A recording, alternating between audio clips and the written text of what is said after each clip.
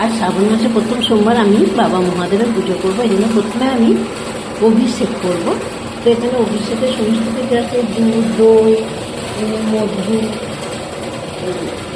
ঘি, এগুলো সমস্ত আমি এই দুধের মধ্যে পঞ্চামৃত বানিয়ে নেবো। তারপর জল দিয়ে আমি আবার অভিষেক করবো। আর সমস্ত জিনিস এখানে আছে, পৈতে আছে একটা মিষ্টি, তারপর এখানে চন্দন পরাবো আমি মহাদেবকে। এখানে ফুল, বেলপাতা, বৃক্ষ সবই আছে।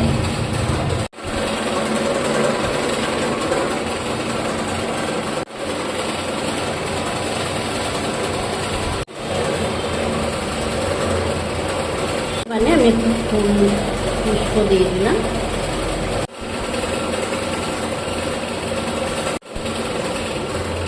ঘি, মধু আমি ভালো করে মাখিয়ে নিচ্ছি প্রথমে।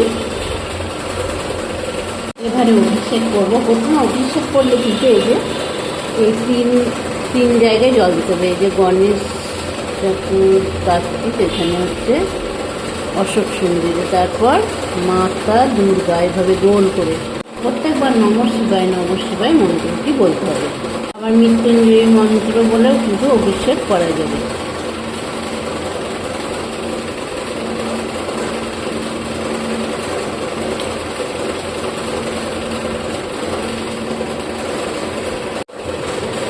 পঞ্চামৃত দিয়ে অভিষেক করার পর এবার গঙ্গা জল দিই। এবার ভালো করে মুছে নিয়ে আমি একটা তামার পাত্রের উপর বেলপাতা পুষ্প দিয়ে আমি বাবা মহাদেবকে বসিয়ে দেব। এবার সবাইকেই বসিয়ে দেবো এইভাবে, ত্রিশূল মহারাজ,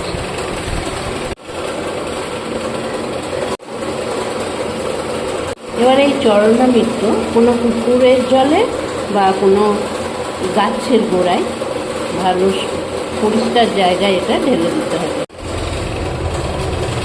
এবারে আমি চন্দনের টুকরো পরিয়ে দিচ্ছি আমি বাবা মহাদেবকে, নন্দী মহারাজ।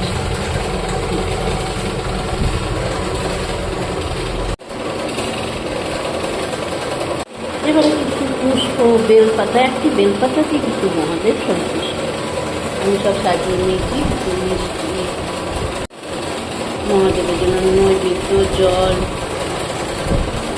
মিষ্টি, ফল, সমস্ত কিছু সাজিয়ে নিয়ে আমি এবার পুজো করব।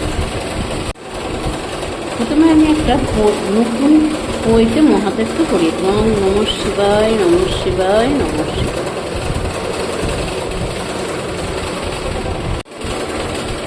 নমঃ শিবায় নমঃ শিবায় নমঃ শিবায়।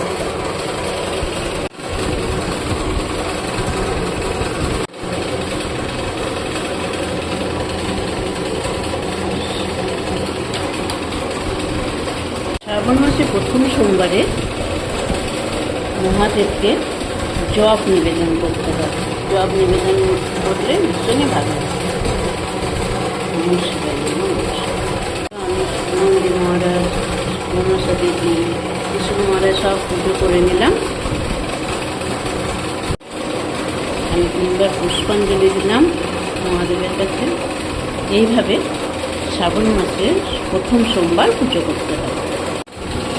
এবারে ধূপ দিয়ে আরতি করবো আর মহাদেবের মাথাতে আবার জল ঢালবো।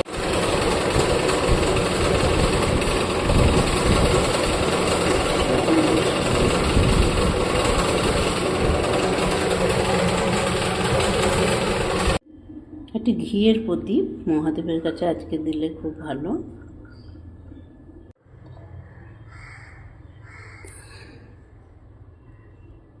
একটি বেল আমি মহাদেবের কাছে দিলাম।